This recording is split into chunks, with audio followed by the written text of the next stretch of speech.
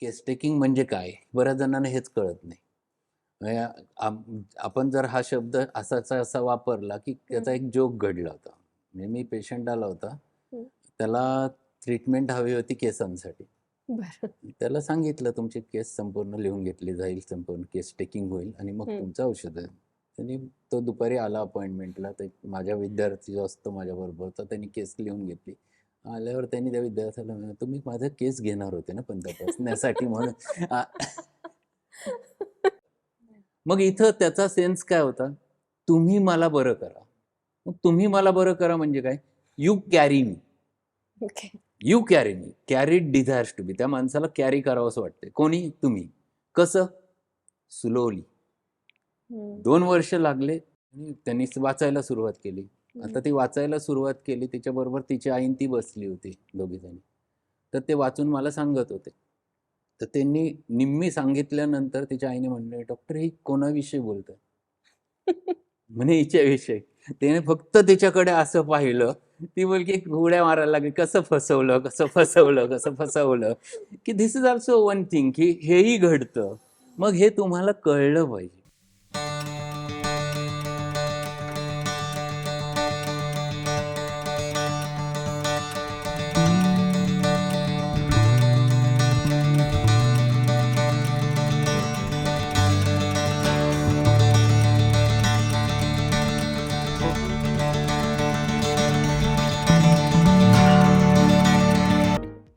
नमस्कार. अर्थात वेल्थच्या आरोग्यवर्धिनी या नव्याने सुरू होणाऱ्या आरोग्याविषयीच्या सीरीजमध्ये आपलं स्वागत आहे.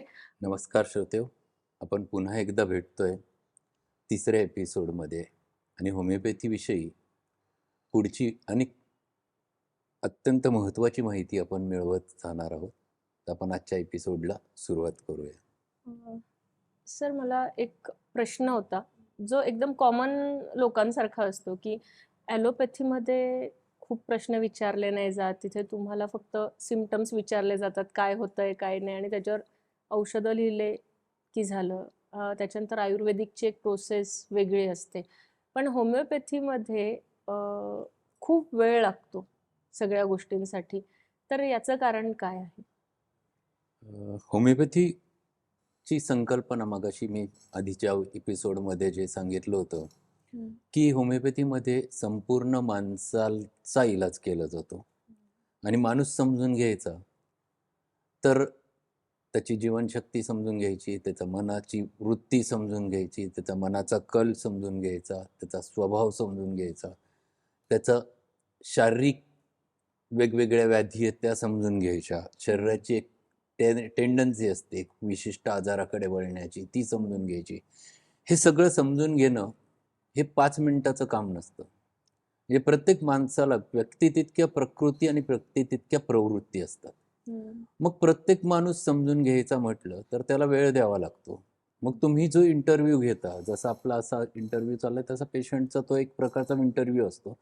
ज्याच्याबरोबर संवाद साधता, साधता तो माणूस कसा आहे, नेमका त्याची वृत्ती कशी आहे, की त्या वृत्तीला अनुसरून तुम्हाला औषध काढायचं आहे. बरं. होमिओपॅथीमध्ये आजाराला औषध नाही, आजारी मनुष्याला औषध आहे. हा कन्सेप्ट फार महत्त्वाचा आहे. म्हणजे नेमकं काय? तर आजार मनुष्यामध्ये आहे. हं. तो आधी आहे आणि मग त्याचं एक्सप्रेशन कुठल्यातरी अवयवात आहे. बरं. म्हणजे आधी माणूस आजारी पडला आणि म्हणून त्याला कुठेतरी गँग्रीन झालं. बरं. तो आजारी पडला म्हणून त्याला अपेंडिसायटिस झाला. तो हं. आधी आजारी पडला म्हणून त्याला मलेरिया झाला. आजार आधी आहे माणसामध्ये. मग तुम्हाला ट्रीट काय करायचं आहे? माणूस ट्रीट करायचा आहे. मलेरिया ट्रीट करायचा नाही, गँग्रीन ट्रीट करायचं नाही. तो माणूस जिथं आधी आजार आहे, जो अदृश्य प्रतलावर आहे म्हणजेच डायनॅमिक प्लेनमध्ये आहे. तो जर ट्रीट करायचा असेल तर माणसाला ट्रीट करावं लागतं. आणि मग औषध जे शोधायचे ते त्या माणसाकरता आहे. ते औषध त्या आजाराकरता नाही. मग प्रत्येक माणूस वेगळा आहे. त्या माणसाला जोखावं लागतं. मग त्या जोखताना अनेक प्रश्न उत्तर असतात. त्यामध्ये तो पेशंट कशा पद्धतीने येतो, कशा पद्धतीने एक्सप्रेस होतो. प्रत्येक जण एंट्री करताना वेगळ्या पद्धतीने येतो. मग तो एंट्री असा का करतो? कारण तो वेगळा आहे. एक जण येतो, दरवाजा वाजवतो, "डॉक्टर मी आत येऊ का?" हं. आल्या-आल्या तुम्हाला नमस्कार करतो. आजूबाजूला कोणी असेल त्याला नमस्कार करतो. दुसरा डायरेक्ट आत घुसतो, डॉक्टर येऊ का, आत ऑलरेडी आलेला असतो. 2 माणसांमधला फरक आहे. इथं औषध जे द्यायचं त्याच्यात त्या प्रवृत्तीला आहे, कारण आपल्याला औषध शोधायचं त्या माणसाकरता. मग हे औषध शोधायचं असेल तसं प्रत्येक गोष्टीला तुम्हाला जोखावं लागतं. मग त्याचा स्वभाव शोधायचा. तो त्याच्या छोट्या गोष्टींमध्ये लपलेला असतो. एक वाक्यामध्ये त्याच्या मागे माणूस लपलेला असतो. प्रत्येक लक्षणामागे माणूस लपलेला असतो. उदाहरण द्यायचं झालं तर आता मलेरियाचे पेशंट आहेत. 3 पेशंट माझ्याकडे मलेरियाचे आले. आता मलेरियाचे लक्षणं असतात थंडी वाजून ताप येणं, ताप चढणं आणि त्याच्यानंतर घाम येणं आणि विशिष्ट अंतराने 24 तासाने, 48 तासाने, 36 तासाने, 72 तासाने ताप पुन्हा त्याच पद्धतीने येत राहतो. हे मलेरियाचं लक्षण असतं. आता होमिओपॅथीत मलेरियाला औषध नाही, पण तो मलेरिया त्या माणसामधनं कसा बाहेर पडतो याला औषध आहे. मग तो माणूस पहिला पेशंट आला आणि तो डॉक्टर मी रात्री झोपलो होतो, 4 वाजता जाग आली, मी थड उडत होतो इतकं की खूप खूप ताप चढला. त्याच्यानंतर थंडी पहिली अर्धा पाऊण तास राहिली, मग खूप ताप चढला, मग घाम आला. आता घाम आला, मग तुम्हाला भेटायला मी आलो. त्यावेळी शक्यच नव्हतं मला. दुसरा पेशंट आला, तो म्हटलं डॉक्टर मला सकाळी बरोबर 11 वाजता थंडी भरून आली, अक्षरशः थड उडत होतो मी, आणि मग आत्ता मला तापानंतर बरं वाटलं, मी 5 वाजता तुमच्याकडे आलोय. आणि तिसरा पेशंट म्हटलं डॉक्टर रात्रीचे 12 वाजले होते, मला जोरात रायगर आले, थंडी आली. आता आमच्या होमिओपॅथीमध्ये मलेरिया नावाने औषध नाही द्यायचं. एकाची थंडी 4 वाजता आली, 4 वाजता थंडी येण्याचं औषध वेगळं आहे. ज्याला 4 वाजता थंडी येते असं लिहिलेलं आहे. सेड्रॉन नावाचं एकमेव औषध आहे ज्याच्यात 4लाच रायगर येतात. नॅट्रामूर सारखं औषध आहे ज्याला 11 वाजता किंवा 10 वाजता सकाळची थंडी येते. आर्सेनिक अल्बम नावाचं औषध आहे ज्याला रात्री 12 वाजता थंडी येते. म्हणजे प्रत्येकाच्या टाइम मोडॅलिटीजला सुद्धा होमिओपॅथी शास्त्रात महत्व आहे. मग हे बारकावे तुम्हाला जर मिळाले नाही तर तुम्ही योग्य औषधापर्यंत पोहोचू शकत नाही. मग हे प्रत्येक बारकावे तुम्हाला शोधावे लागतात पेशंटमध्ये. कारण पेशंट येतो त्याला होमिओपॅथी औषधांमध्ये नेमकं काय लागतं, डॉक्टरांना माहिती काय लागते याची माहिती नसते. ते कॅज्युअली आलेले असतात, कारण इतर डॉक्टरांकडे जेव्हा ते जातात ते एवढं सांगतात, डॉक्टर थंडी वाजून ताप आला. त्यांच्या दृष्टीने वेळेला महत्व असतं, कशाने वाढतो, कशाने कमी होतो, किंवा त्याच्याबरोबर काय काय होतं याला महत्व त्याच्या दृष्टीने नसतं आणि ॲलोपॅथिक प्रॅक्टिसच्या दृष्टीने नसतं, जे होमिओपॅथला असतं. आणि म्हणून मग असे बारकावे जर समजून घ्यायचे झाले तर त्याला वेळ द्यावा लागतो. तात्कालीन आजारांमध्ये स्टेट छोटी असते, म्हणजे त्याला कालच असं झालंय किंवा आजच असं झालंय, त्यामुळे तो पटकन सगळं बोलून टाकतो. तुम्हाला औषध शोधणं सोपं जातं. 10 ते 15 मिनिटामध्ये तुम्ही त्याला औषध देऊ शकता, किंवा कधी कधी तर अगदी 2 मिनिटामध्ये त्याची स्टेट तुम्हाला कळू शकते. परंतु दीर्घकालीन आजार जेव्हा असतं तेव्हा पेशंट विसरून गेलेला असतो, त्याला ते युज टू झालेलं असतं, त्याला हे लक्षणे हे सुद्धा बऱ्याच वेळेला माहिती नसतं किंवा विसरून गेलेला असतो. की एखादा पेशंट आहे तुमच्याकडे संधिवाताकरता आलाय, पण त्या संधिवाताबरोबर त्याला बद्धकोष्ठता आहे, पण तो त्याचा आयुष्याचा एक पार्ट झालेला असतो, तो सांगत पण नाही त्याला बद्धकोष्ठता आहे, कारण ती गोष्ट त्याला युज टू झालेली आहे, त्याला तिचा सराव होऊन गेला, त्यामुळे त्याच्या दृष्टीने ते लक्षण राहिलेलं नसतं. मग अशा छोट्या गोष्टी तुम्हाला पुन्हा शोधाव्या लागतात. मग त्याला ते विचारावं लागतं बारकावे सगळे, की तुला जिथपासून आजाराची सुरुवात झाली तिथपासून आत्तापर्यंत काय काय झालं, त्याच्यात नेमकं त्रास काय होत होता, कशाने तो वाढत होता, कशाने कमी होत होता, त्याच्याबरोबर तुला इतर काय लक्षणं होते, असं सगळी माहिती घ्यायची म्हटलं की तुम्हाला खूप प्रश्न विचारावे लागतात. बऱ्याच वेळेला पेशंट बोलणारा असेल तर तुमचं काम सोपं होतं, पण काही पेशंट अगदी एकच अक्षरात बोलतात, हो, नाही. मग मग जो होमिओपॅथ असतो, जो शिकलेला आहे, ज्याला कळतं, तो चिडत नाही, परंतु नव्याने उतरणारा माणूस तो चिडून जातो, कारण त्याला काय जी माहिती पाहिजे ती मिळालेली नसते. परंतु ज्याला कळतं की हा माणूस असाच बोलतोय, त्याचं आयुष्यच तसं आहे, तो कमी बोलणार आहे, त्याच्या दृष्टीने रेपर्टरीमध्ये ते शोधणं सोपं असतं की आन्सर्स इन मोनोसिलेबल्स. असं सुद्धा आमच्याकडे आहे की एकच शब्दात बोलणारे व्यक्ती हे असं पण असेल ना की होमिओपॅथी आहे, हिस्ट्री द्यायला लागणार आहे, तर ते जरा चौकस बुद्धीने नाही, आपण एवढंच बोलायचंय आणि एवढंच उत्तर द्यायचंय. बऱ्यापैकी वेळा ते हम्म, सांगत नसणार पण आहे. त्याच्यात प्रकार आहे काही जण रिझर्वड असतात. रिझर्वड माणूस रिझर्वड आहे, तो फक्त जेव्हा पाहिजे तेव्हाच बोलतो, रिझर्व करून ठेवतो. सिक्रेटिव्ह माणूस असतो, तो सिक्रेट आहे, हे गुपित आहे, हे लोकांपुढे नाही, नाही डॉक्टरांनाही नाही बोलायचं. सांगायचं. बरोबर. तिसरा आहे मितभाषी आहे, टॅसिटर्न आहे, तो नेहमीच कमी बोलतो. मग ते तुम्हाला त्याच्याबरोबर आलेल्या अटेंडंट बरोबर प्रत्येकाबरोबर तुम्हाला ते बोलावं लागतं, विचारावं लागतं. मग मी बरोबर कोणी आला असेल तर मी त्यांना एकच प्रश्न विचारतो, हे नेहमी घरी पण असेच बोलतात का? मग तुम्हाला त्याचं खरं उत्तर तिथं कळतं. मग असे ते हेच तर खरं कसब आहे. होमिओपॅथिक केस टेकिंग मधलं होमिओपॅथीला सायन्स नुसतं म्हणत नाही. Homeopathy is not only the science but also an art. ते कसब आहे. ते तुम्हाला पेशंटला कसं बोलतं करायचं, त्याच्याकडनं कसं काढून घ्यायचं, हे कळणं गरजेचं आहे. त्याच्यानंतर समोरचा माणूस नेहमी खरं बोलायचं याची गॅरंटी नाही. बरोबर. तुम्ही विचारला प्रश्न सरळ सरळ, तुमचा स्वभाव कसा आहे, कोण माणूस सांगेल माझा स्वभाव खूप वाईट आहे, खराब आहे? कोणीच नाही सांगत, तुमचं चांगलंच सांगणार आहे. मग तो हा प्रश्न चुकीचा होतो. मग तो तुम्हाला जोखायचा आहे, तो समजून घ्यायचा आहे. पर्सिव्हिंग, त्याला होमिओपॅथीत पर्सिव्हिंग म्हणतात. पर्सिव्हिंग म्हणजे काय, तर तुम्हाला स्वतःला ते उलगडत जायचं, समजून घ्यायचं. तो बोलत असताना त्याच्या पाठीमागची स्टेट, वृत्ती ही समजून घ्यावी लागते. मग हे खूप बुद्धी त्याच्याकरता वापरावी लागते. म्हणजे पेशंट एक एक वाक्य बोलतो, त्या वाक्याला तुमचं कॉन्सन्ट्रेशन पाहिजे असतं.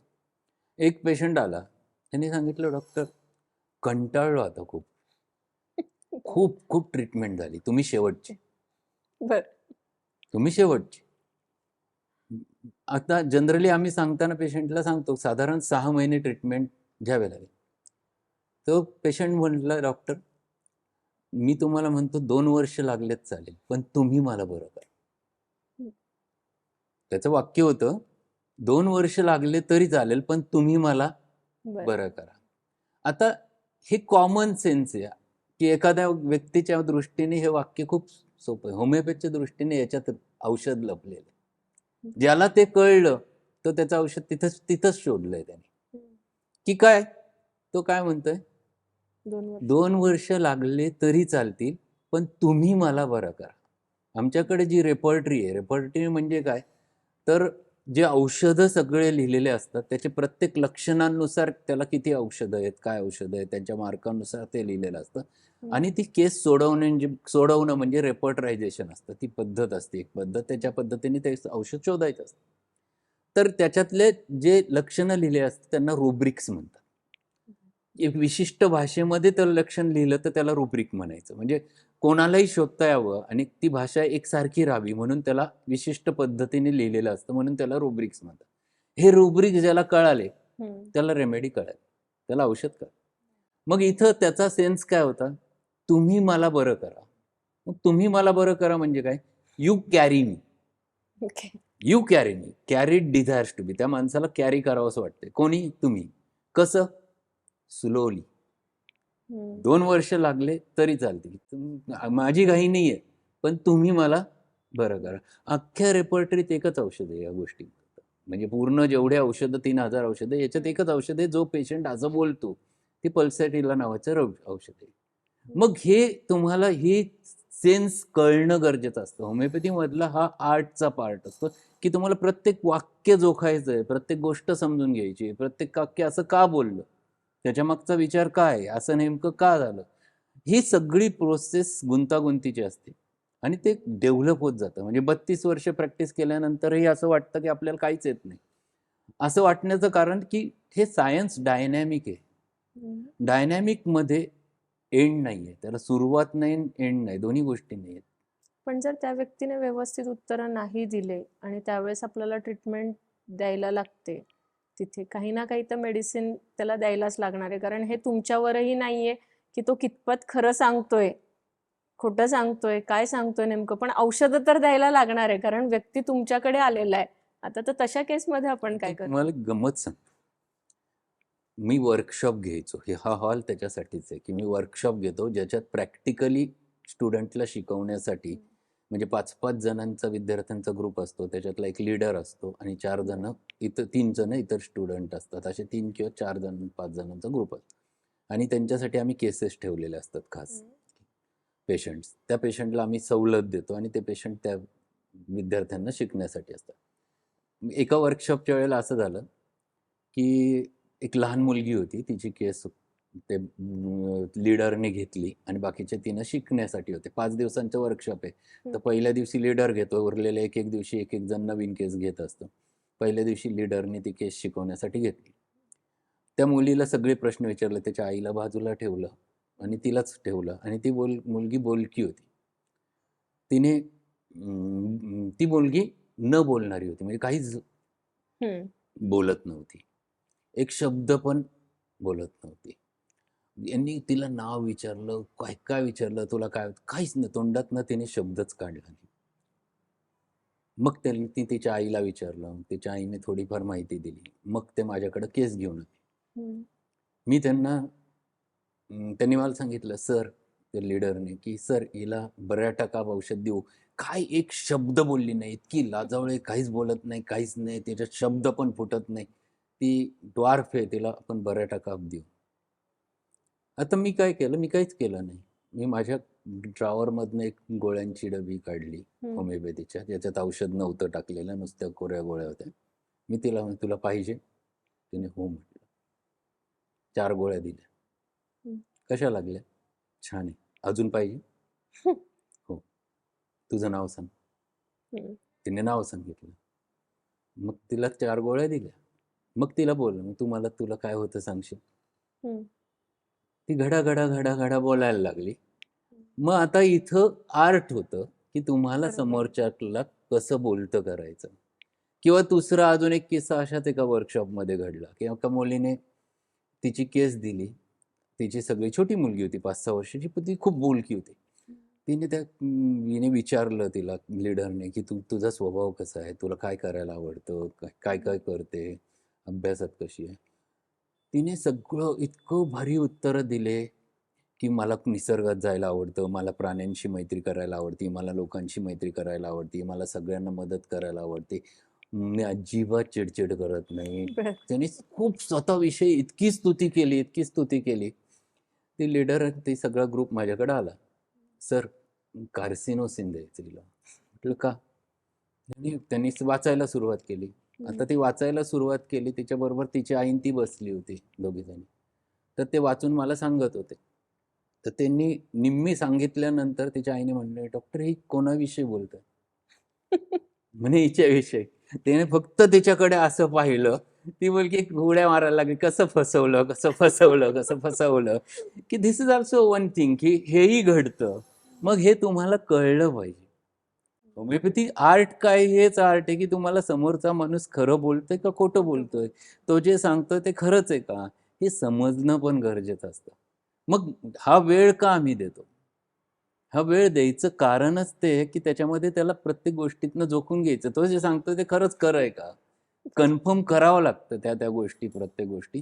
आणि त्या शोधण्याकरता माणसासाठी वेळ लागतो. मग त्या मिळत गेल्या की मग औषध शोधणं खूप सोपं होऊन जातं, खूप सोपं होतं. म्हणजे मग ते तुम्हाला परफेक्ट औषध, त्याला मग कधी कधी आपण त्याला थोडासा उलटा प्रश्न विचारून कन्फर्म करू शकतो की हा असं करतो का. तर पेशंट विचारतो, तुम्हाला कसं कळलं? की काही वेळेला आम्ही शेवटपर्यंत येतो, केस घेतो, सुरुवातीच्याच वाक्यात केस मिळालेली असते. म्हणजे पेशंटला विचारलं, नाव, गाव, पत्ता, आपण सगळं प्रिलिमिनरी डेटा घेतो. ते घेता घेता तुम्ही काय करता प्रश्न विचारला. पेशंटने सांगितलं, मी नोकरी करतो. तुम्ही समाधानी आहात का? आहे त्या नोकरीत तुम्ही समाधानी आहात का?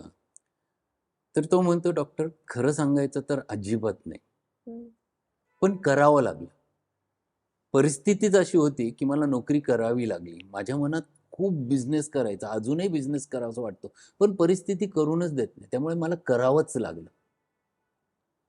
मग हे वाक्य तो जेव्हा बोलतोय, ते वाक्य होमिओपॅथच्या दृष्टीने खूप महत्वाचं आहे. म्हणजे त्याचं मन वेगळं म्हणतंय, परंतु त्याला वागावं वेगळं लागतंय. मग असं आपल्याकडे भारतीय स्त्रीमध्ये खूप कॉमन असतं. त्यांचं मन वेगळं करायला सांगतं, परंतु तिला करावं वेगळं लागतं.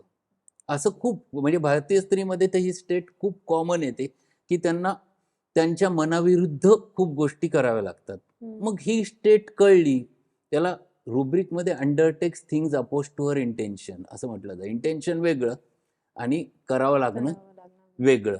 मग इथं रेमेडी कळालेली असती की अरे इथं सेपियाकडे जाते ही लेडी, ही सेपिया आहे हिचं मेडिसिन, पण कन्फर्म करायचं.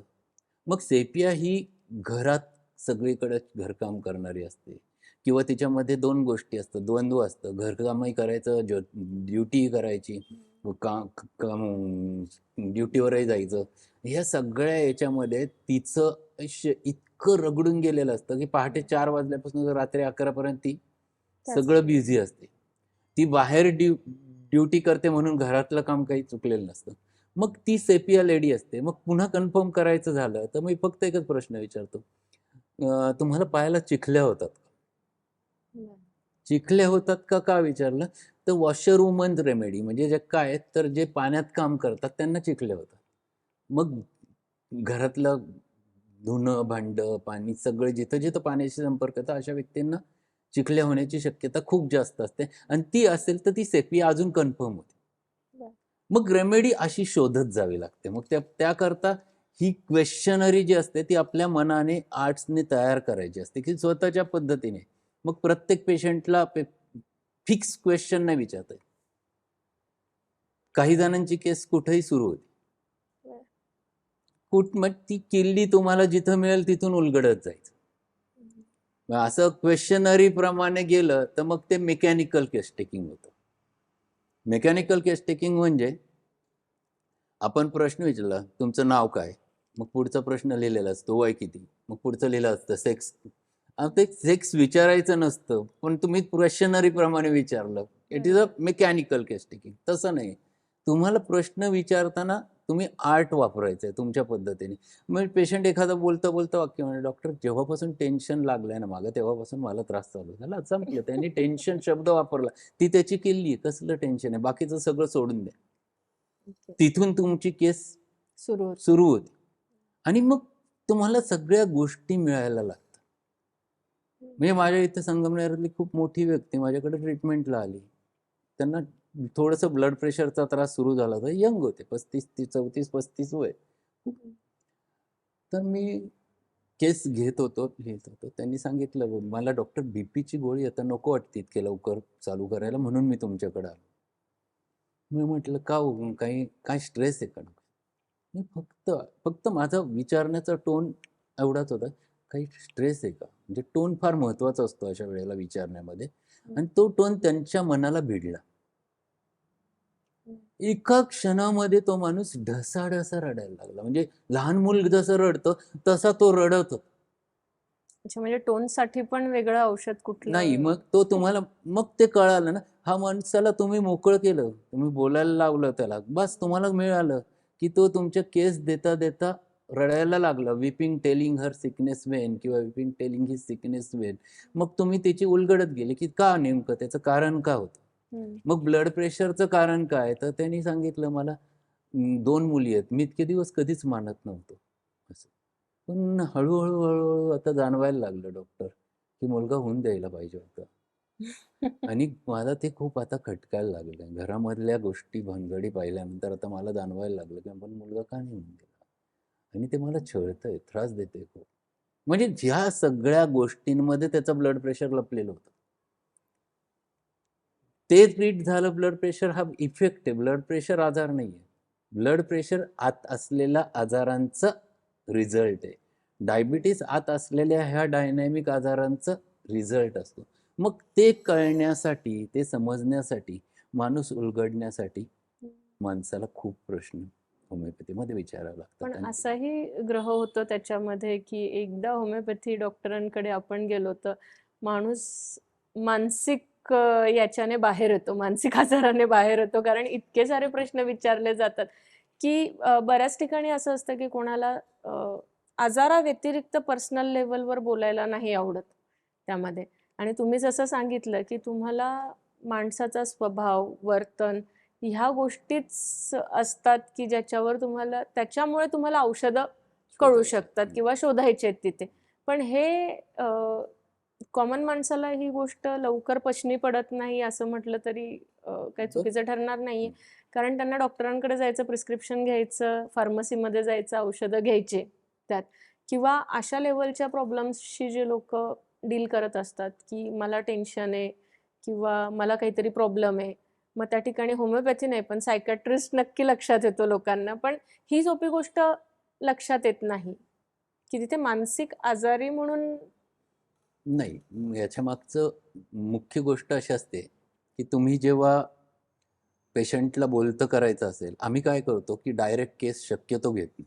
हं, पेशंटला आधी या गोष्टीची कल्पना देतो, की होमिओपॅथीच्या केस टेकिंगमध्ये नेमकं काय असतं. केस टेकिंग म्हणजे काय? बऱ्याच जणांना हेच कळत नाही. म्हणजे आपण जर हा शब्द असाचा असा वापरला, की त्याचा हं, एक जोक घडला होता. म्हणजे मी पेशंट आला होता. हं. त्याला ट्रीटमेंट हवी होती केसांसाठी. बरं. त्याला सांगितलं तुमची केस संपूर्ण लिहून घेतली जाईल, संपूर्ण केस टेकिंग होईल आणि मग हं. तुमचं औषध आहे. त्यांनी तो दुपारी आला अपॉइंटमेंटला. ते माझा विद्यार्थी जो असतो माझ्याबरोबरचा, त्यांनी केस लिहून घेतली. आल्यावर त्यांनी त्या विद्यार्थ्याला म्हणाले, तुम्ही माझा केस घेणार होते ना पण तपासण्यासाठी म्हणून. तर असंही घडतं. त्यामुळे हं, नेमकं काय करणार आहोत आपण, केस टेकिंगमध्ये नेमकं काय करणार आहे, ते पेशंटला आधी आम्ही कल्पना देतो, की तुमची केस घेणं म्हणजे काय? आम्हाला बरं. तुम्ही समजून घेणं का महत्त्वाचे आहे? तुमचे आजार नेमके कुठं लपलेले असतात?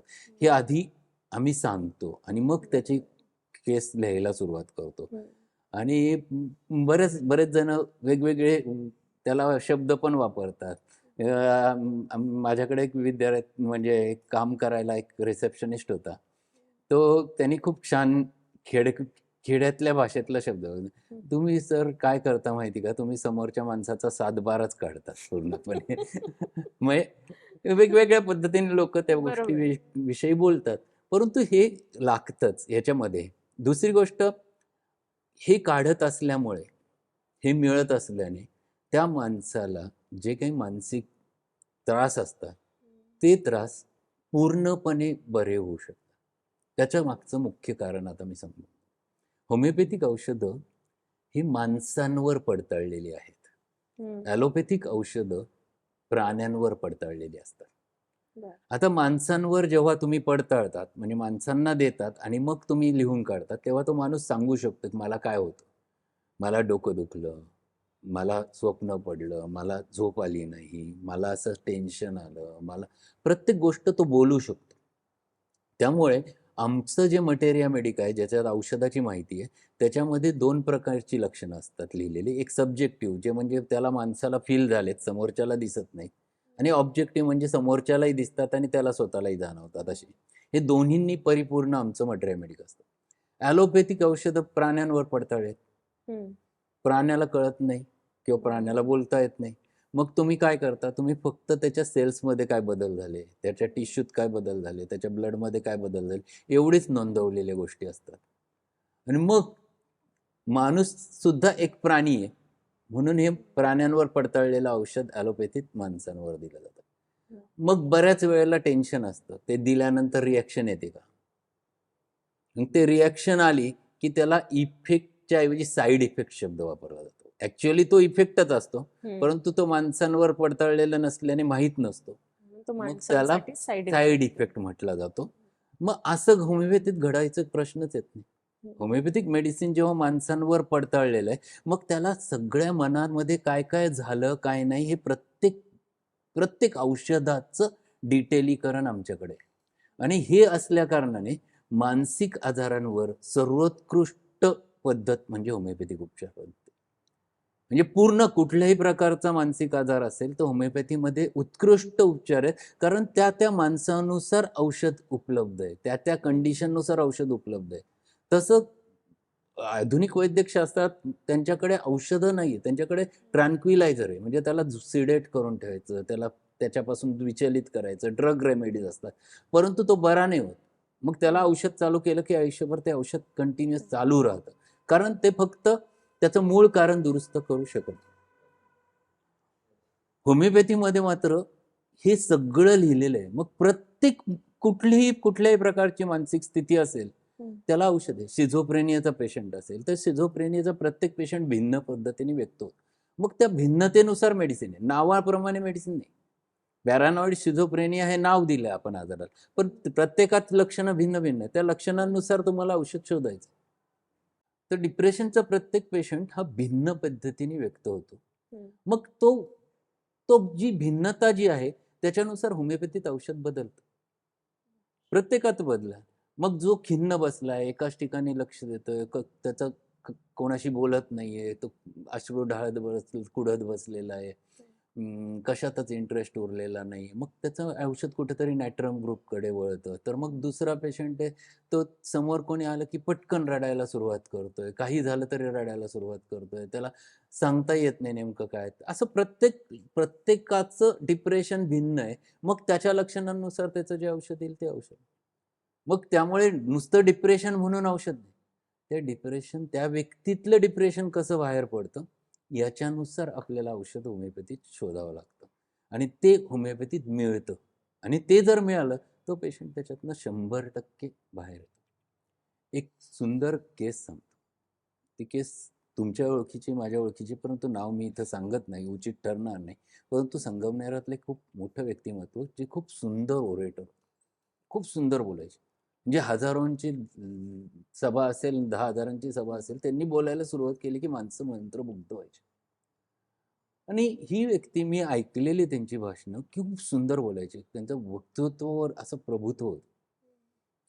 ती व्यक्ती माझ्याकडे ट्रीटमेंटला आली एक दिवस. संध्याकाळची वेळ होती, 7:00-7:30ची त्या काळाची सुरुवातीची माझ्या प्रॅक्टिसची 98-99ची गोष्ट असेल. आणि जेव्हा त्यांनी केस सांगायला सुरुवात केली, डिप्रेशनची केस होती आणि ते जवळजवळ 6 महिन्यापासून ॲलोपॅथी औषधं घेत होते डिप्रेशनचे. आणि ते औषधं घेऊन ते इतकी डल झाली की मला ही व्यक्ती ही अशी आहेच माहीत नव्हतं. म्हणजे असं झालंय. कारण मी त्यांना स्टेजवर ऐकलेलं आहे, ते किती सुंदर बोलतात, किती अप्रतिम बोलतात मला माहीत. आणि मी केस घेतलं त्यावेळेला ते इतके डिप्रेशनमध्ये, म्हणजे त्यांच्या पूर्ण केस टेकिंग 1.5 ते 2 तास मी त्यांच्याबरोबर बोलत होतो. एकदा सुद्धा स्माईल नव्हतं त्यांच्या चेहऱ्यावर. अनेक गोष्टी आयुष्यात घडलेल्या आहेत, प्रत्येक गोष्ट त्यांनी सांगितली. ते खूप साधक होते.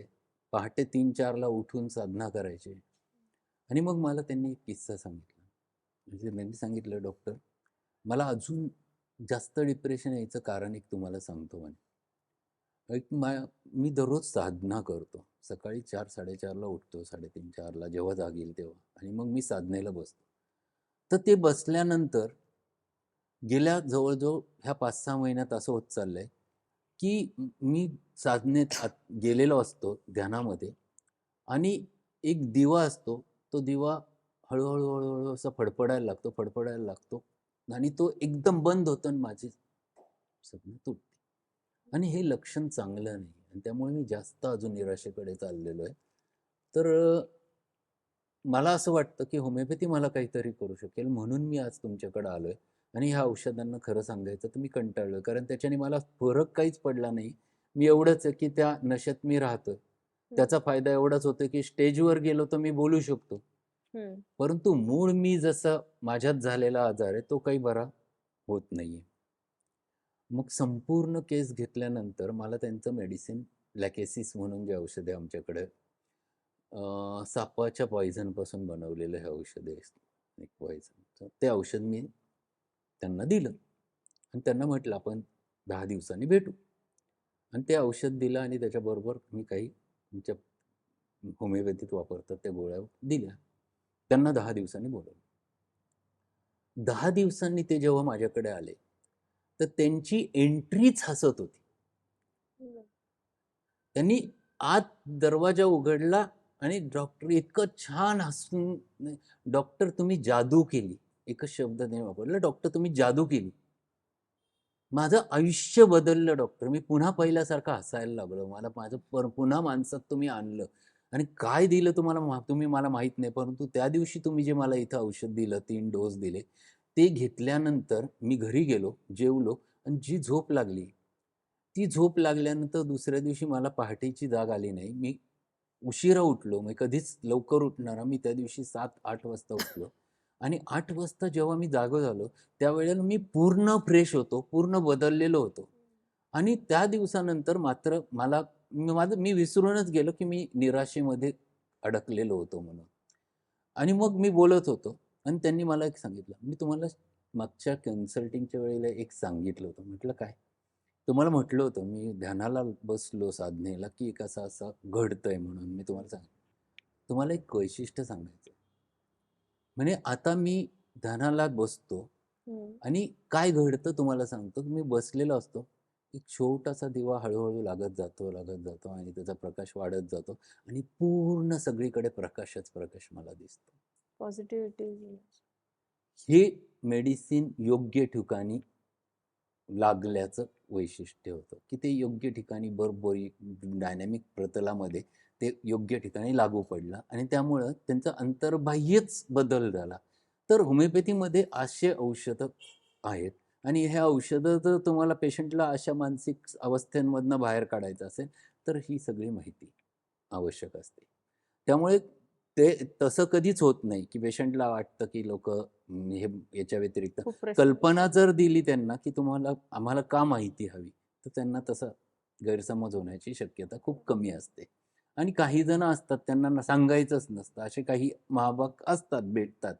म्हणजे व्यक्ती तितक्या प्रवृत्ती असतात, की बोलणारे. असेच एक पेशंट सकाळी-सकाळी आले माझ्याकडे 9 वाजता नवीन केस. मी त्यांना विचारलं, "काय बाबा कशासाठी आले?" आता माणूस कसा वेगळा असतो. ते कळलं असतं तर तुमच्याकडे कशाला आलं असतं. सुरुवातच त्यांची तुमचं बोलणंच खुंटतं याचं. ठीक आहे म्हटलं, काय हरकत नाही. मला कळतं, बघू आपण. झोपा तिथं म्हटलं. झोपलं. मी तपासलं, पल्स घेतली, बीपी घेतलं आणि मी सहज गंमत म्हणून माझ्या असिस्टंटला सांगितलं, "यांच्यासाठी हे औषध घेऊन ये रे." हम्म. ते म्हणे, "तुम्ही कशाला औषध देता?" मला कळलं तुम्हाला काय होतं ते कळलं मला नेमकं. "हो, नाही, नाही मला असं काही म्हणायचं नव्हतं." मग ते परत बोलायला लागले. असं तुम्हाला अनेक गोष्टी असे किस्से पाहायला मिळतात प्रत्येक म्हणजे ठिकाणी. न सांगता तुम्हाला कळालं आणि न बोलता तुम्हालाही कळालं की आपण त्याला औषध त्याच्या काय. वरचढ नाही ठरलं तर मग तो पेशंट तुमच्यावरती वेगवेगळ्या गोष्टी करायला लागतो. ते तुम्हाला शोधावं लागतं. म्हणून होमिओपॅथिक केस टेकिंग ही मजेदार गोष्ट असते, की ज्याच्यामध्ये तुम्हाला माणसाच्या खूप गोष्टी पाहायला मिळतात. म्हणजे काही वेळेला हसून-हसून पोट दुखतं, परंतु ते पेशंट समोर हसता पण येत नाही हो.